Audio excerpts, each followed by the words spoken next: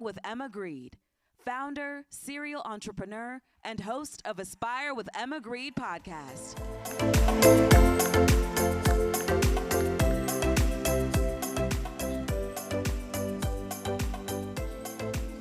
Give it up. She's not on yet? Hello, hello. Can you hear me? Can you hear? There we go. There we go. Give it up for Emma Grede one more time, please. A visionary, entrepreneur, podcast host, right? Someone who's not afraid to break the rules. I love that. You know, you are amazing and you're stunning, obviously, right? Oh, I'll take that. Yeah, of course, yeah. It's early, guys. It's real early, right? You know, I woke up like this. Yeah, it's just early, right? You know how we are. You know, it takes us a little bit to get up. But how's everything? How's motherhood? How's the kids? You know what? Everything is so good. Nice. I can't complain. You know, having this many kids when you work like I do is really, really hard. But I think I've done a pretty good job at prioritizing what is important to me. And so when I tell my kids that I'm coming to Forbes BLK because this is important to me, and mummy's in a position to be able to do this, I think that it's really important that I don't, I guess, like shirk the responsibility and the ambition of myself because I'm a mother now. And so I do these things with a lot of pride and very purposefully. And I think that my kids are seeing a really, really good example of somebody that puts themselves first. Nice. Have you guys decided which Halloween costumes you're going for? Oh, we've done it. Yeah, it's a whole thing. There's like 25 each, so we did it. Well, you know, we were on the phone a couple weeks ago and I asked you, I said, don't answer this now, but I got to ask you about your soundtrack to 2025, right? We love music, and so I always ask people, what's been your soundtrack to 2025? What's been motivating you, making you creative? Like, what's been keeping Emma You know what? I wish I had a cooler answer, but I haven't listened to anything that's been made since like 1998. That's cool. I'm really stuck in an era. Like, that was my era. I'm sticking to it. I will listen to Warren G until I die. Like, that's where my heart is. But I'm not gonna lie, like my team like played Cardi B non-stop. So that's the album that's happening. The new I'd like album? to pretend, you know, that's what they put on my social so I look current, but that is not the truth of my playlist. Like, let's be fair. She's listening to Warren G, I'm listening to like old stuff. Okay. And then the kids in my office try to make me a little more current. You can't go wrong with Warren G, though, You right? can't. You can't go wrong with Warren G. Absolutely cannot. No, absolutely not. I think this sense of what is familiar to you and what is comfortable to you is something that you really have to challenge yourself with. I'll read that quote again, right? I think this sense of what is familiar to you and what is comfortable to you is something that you really have to challenge yourself with. I love that quote. I want you to elaborate on that because, you know, coming out here just now, I want everyone in this room to challenge themselves, to challenge their thinking, to challenge their perspective as we enter this brand new world that we're approaching, right? It's 2025 right now, right? We're in the middle of a decade. Next year, 2026, right? We got 4 more years after that, and then we're at 2030.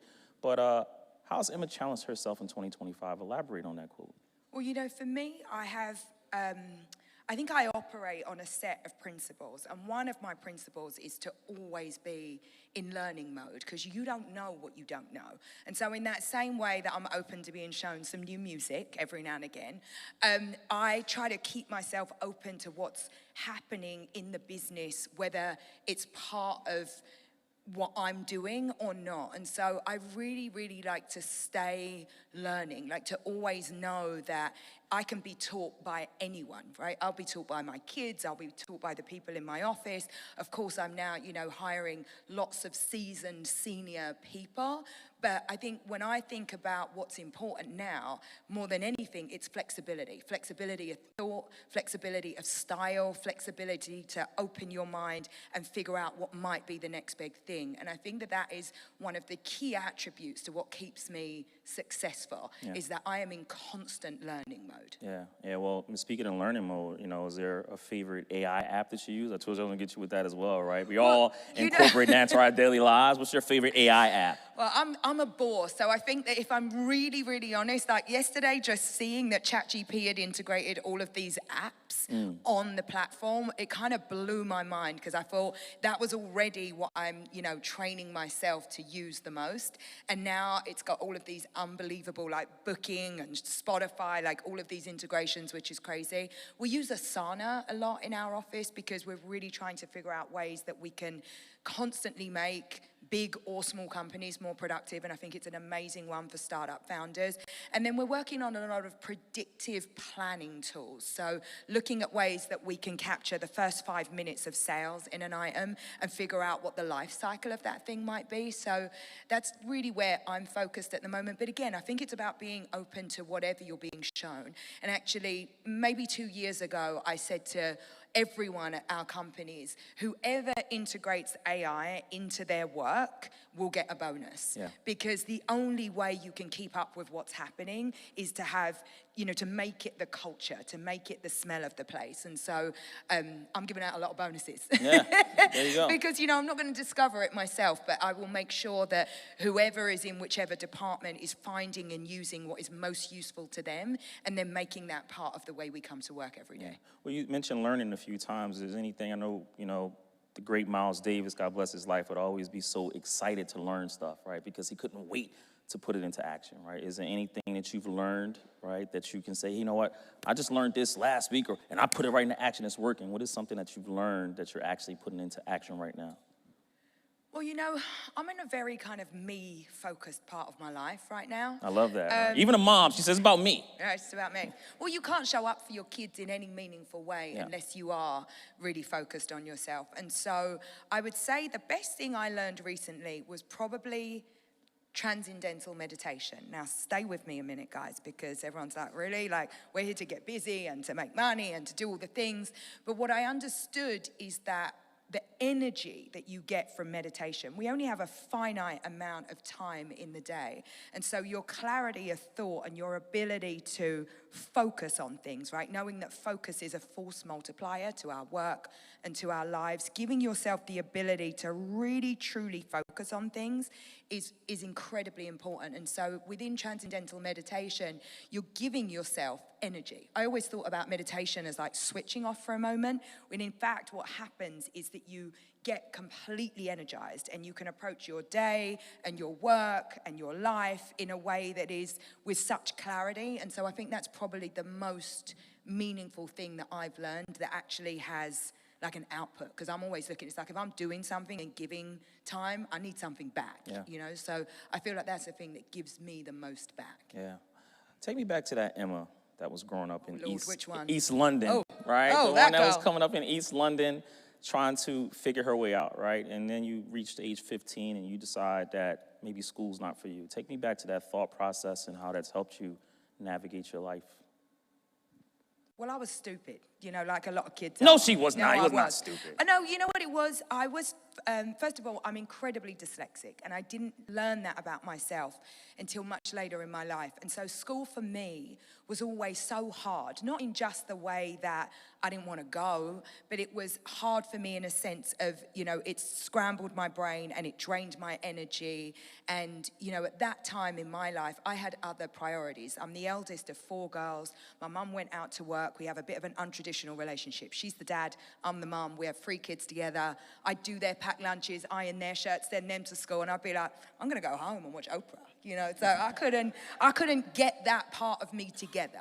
And so I learned in later life actually to be a great learner, but I wasn't one in the beginning. And so, for me, I'm so focused right now on trying to teach people the things that I didn't have the opportunity to learn. And unfortunately for me, education in that stage of my life wasn't a priority. I needed to get out of where I was from. I needed to go to work and put some money in my pocket. But I'm very happy that I'm at the point in my life where, I'm raising 4 kids who will have a very, very different opportunity. Yeah. Well, when you say, you obviously were not a good learner at that point, but you ended up being, because you went on to found, your talent agency, right? Yes. Take me in that moment. How did you do it? Because there are a lot of people who may want to start a talent agency, right? Maybe they want to get you as a client, but how did you do that? How did you start a talent agency? Well, I think that when you're starting out, when you have so little, my husband speaks about it in a really beautiful way. When you don't have anything, you have to use your human capital, right? You use what you have, your unique skills, your gifts, and essentially you work because you don't have any money or anything, to put into getting somewhere else. And so for me, my whole career has been about a series of leverage points. I happen to be really good at negotiation. I had a job where I was, negotiating deals on behalf of brands and fashion designers or brands and artists.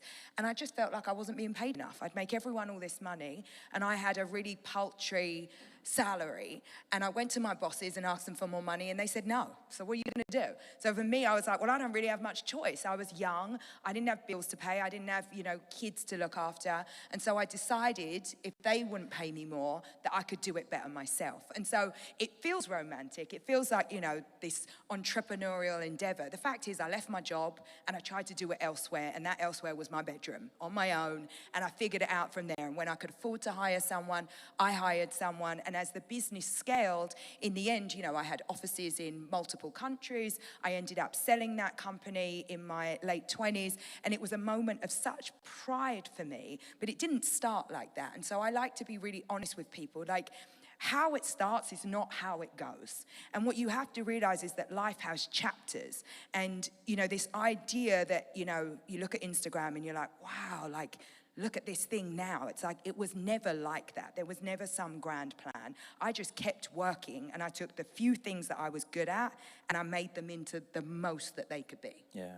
You always talk about grit, right? And that's something that you've developed over time, right? How's Emma Grede's grit helped her navigate her career in life? You don't, grit is not something you can manufacture. I'm gritty because I didn't have a choice. I'm gritty because no one was giving me anything. My kids ain't gritty, let me tell you. They're the least gritty people. They're living in Bel Air. They're so happy with themselves. They're not gritty. I'm trying to manufacture hardships for those kids. I'm like, come on.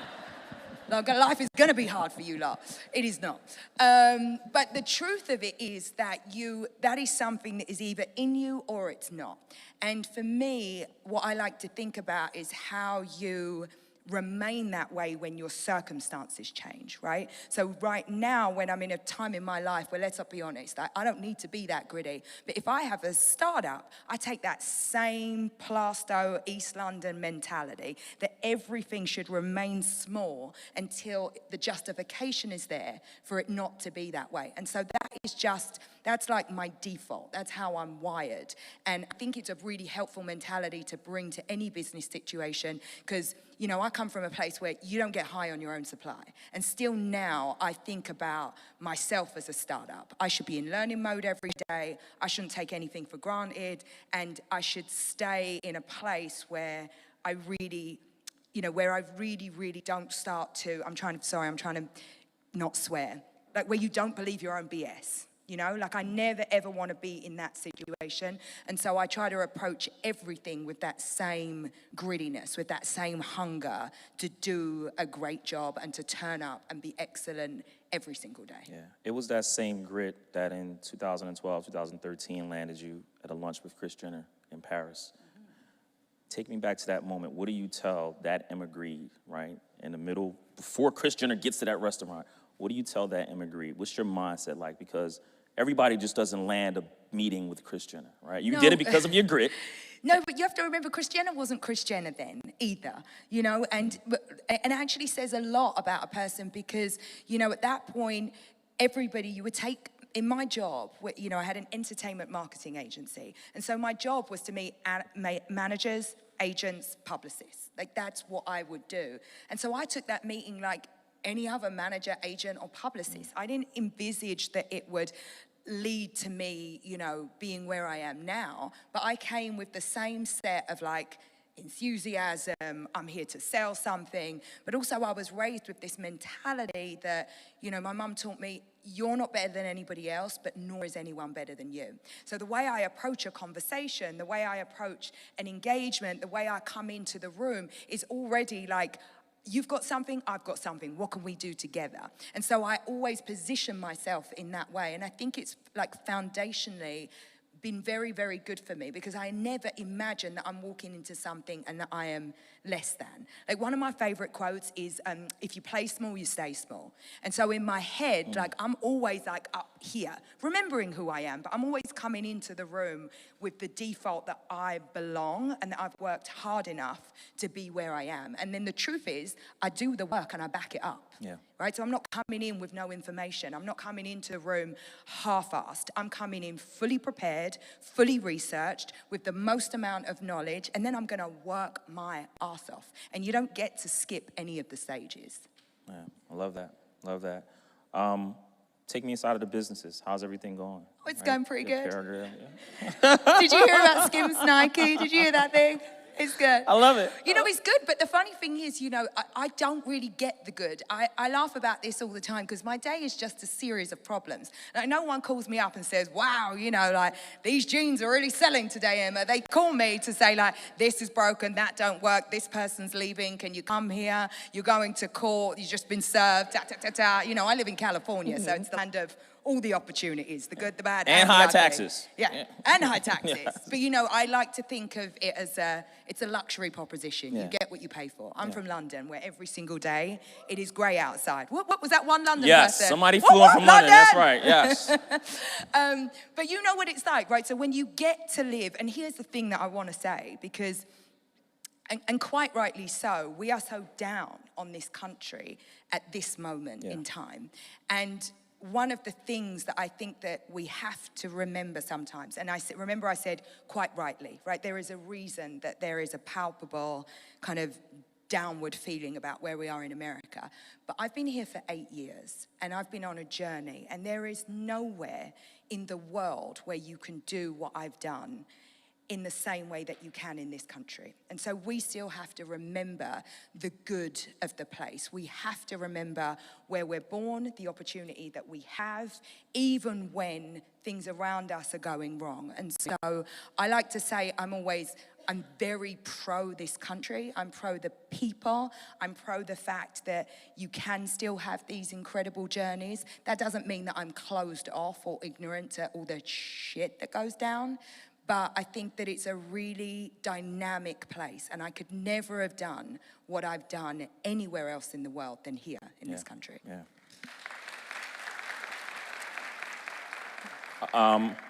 You also have a podcast, right? Aspire with Emma Grede. How many do. people in this room got a podcast? Raise your hand.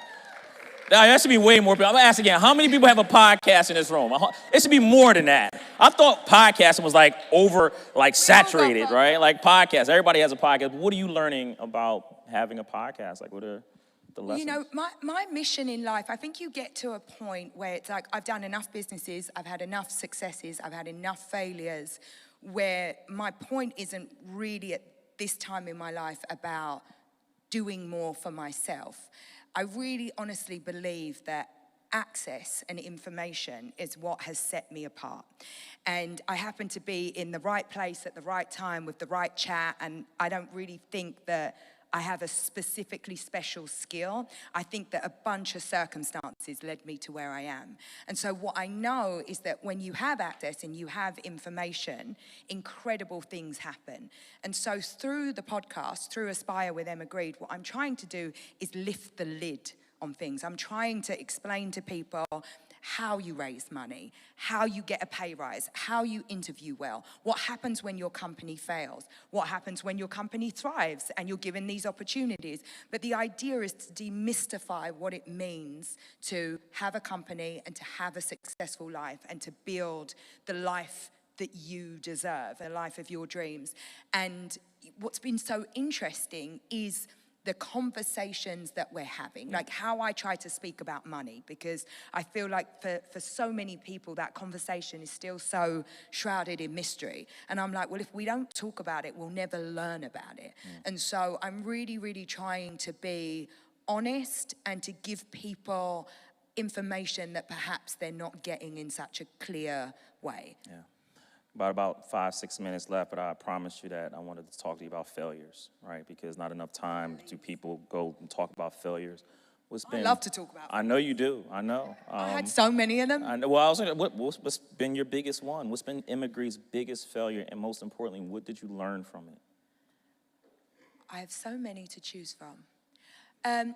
You know, I think the one that hit me the hardest, because it was probably the most unexpected, I had an agency, and I ended up selling that agency 10 years into having it. So it was a real slog, you know. It's like I've really properly built the business from the ground up. In the beginning, you know, I would write the proposals, I'd go out and sell the business, I'd deliver the business, I'd then write the invoice and send it to the client. It was really like from the ground up. And after 5 or 6 years, it got successful, and I opened an office in Paris, and I opened an office in New York, and then I came to LA. And it's a great lesson in understanding the culture of a place and knowing what you don't know. And I didn't know what I didn't know. So I went with my agency, which was about, you know, celebrity partnerships and film product placement and doing great collaborations. And I took that to LA, where your neighbor is a celebrity. Your kids are at school with Beyonce's kids, meaning you don't need a broker. You don't need this middle woman. And so what I had to sell wasn't relevant in that place. And the other part of it is that the culture of LA, it's so close-knit. There's like 10 people doing all the deals. And they all went to school with each other. And they all, you know, grew up with one another. And so as an outsider, I didn't appreciate the way to do business. And so I failed miserably. It took, you know, I wasn't so quick at admitting my failures back then. Like the idea of fail fast, like, wasn't a thing. So I failed really slow, and it was like a slow car crash. You know, it's like I just couldn't let it go, which meant, you know, I'd taken people out of their jobs. I brought people, you know, from my New York and my London office and made them move their whole families there. And then I had to go back in and say, I'm really sorry, like, you don't have a job anymore. And for someone like me, that was soul destroying. So I learned when I started Good American, if you're going to be successful somewhere, you probably need to be there, which sounds easy, but if you've already had successes and you know, exported your offering, you don't really know that. And so I really learned with Good American that I needed to be in the place, I needed to be of the culture, and I needed to assimilate to a different way of doing business. And that LA way of doing business is something that you really have to learn. Yeah. You know, you really need to not take anything for granted. Yeah. And so it was a big failure, and it was a whopping loss for me. But, you know, I don't make the same mistake twice. Yeah. So I learned. I tell people that a lot. You know, people have remote jobs, and friends of mine, I'm going to apply for this job as remote. I say, well, you might want to be there, right? You might want to live there, because when you're there in a place, right, I know remote is convenient, but when you're there in a place, it does help. You know, it helps your social mobility, it helps networking, and it does help. But can I just say something on that as well? Because I feel like the remote thing we've lost the plot. We talk so much about the flexibility of being remote, but we don't talk about any of what it does that takes away from the work experience. I met my husband in the office. You're not allowed to do that anymore, by the way, but I did. Says who? Says who? Apparently, it's frowned upon. But, you know, I met my 5 best friends working in London, like back in the day. One was a casting agent. One was this horrible bitch at the office that I then really got good friends with. One was my assistant. One was this. But, you know, it's like, you have to remember that, like, work isn't just about the job you do. Yeah. It's about what happens to you there and the people that you meet and the relationships you make. All that is real hard from your bedroom or from your living room. And so I would like to say that don't just think about what is positive and flexible for you to be remote. We have to also think about what the downside is to it and what you lose in all of that reciprocity and what you lose in that time when you should be networking, you should be going out with your colleagues, you should be listening to what your boss says. That's what I used to do. I used to sit in front of my boss, and anything she said on the phone, I would write it down, and I would steal all of her best lines, and then I would like say them like they were mine. And it was one of the best things, because I was just like biting all the time, you know? But it taught me, and I would like pass it off, give it a little flavor, make it my own, but it was good. It was good stuff. And I want to talk a little bit more about what it means when you're in an office, in a company, in the culture, and not just like sitting at a laptop, which is just soul destroying. Like, Yeah. Zoom is soul destroying. Yeah, it is. I don't think I'm getting a sponsorship from Zoom anytime soon. We got about a minute left, and we talked about the challenges, remote being one of them, but what's Emma's opportunity of tomorrow? Like, what is she excited about heading into 2026? Like, what's the opportunity that people in this room should walk away with as we head into a new year soon? I'm going to say something deeply unpopular because I know that you guys are going to talk about AI all day. Here is the opportunity. You will be dumbfounded about what happens when you get off of your phone, when you look up, when you start to listen. Because one of the things that I'm realizing at the moment is that so much nuance is being lost because we're like this. You miss the people, you miss the hot guy, you miss all the things. But it's so interesting when you start to listen and tune in and you're not head down, because I'm telling you, all the best things that have happened in my life happened in person. They happened while I was listening, while I was taking note, while I was looking into the eyes of the person across from me. And that nuance in our life is really, really being lost. That ability to connect with people and understand what you need, what I need, what's important, what's not important. And in business, that is critical. It is critical that I can call somebody up that I met 15 years ago and they remember how I was with them because I was in it. I wasn't on my phone. And so we cannot forget that while the world is racing forward, and we must embrace AI, and we must embrace technology, and we must move forward and be constantly learning, that you cannot do that at the detriment of the basics. The foundational basics of life is to be like, I'm in the room and you're in the room, and what are we doing together? Me and you. But you know what I mean? So don't forget the absolute baseline of what it is that makes us human, because we have to remember that the only way we get ahead of ourselves, the only way the machines take over is when we undervalue what it means to be human. So don't forget that part. Yeah, love that. Get you out of here on this. Everyone knows I always end my conversations with Good to Great, Jim Collins' book. I love that. It's the best book. It is. It sure is. What's the difference, and how do people get, in your eyes, from good to great? So, at the risk of repeating anything that you might have heard me say before, it's to be excellent. You can never underestimate what it means to do whatever you're doing at the highest level.